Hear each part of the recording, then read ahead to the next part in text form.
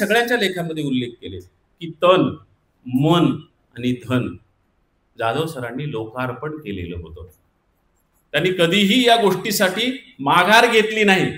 थकलो म्हणून ते कधीही कुणाला मदत करायची थांबले नाही.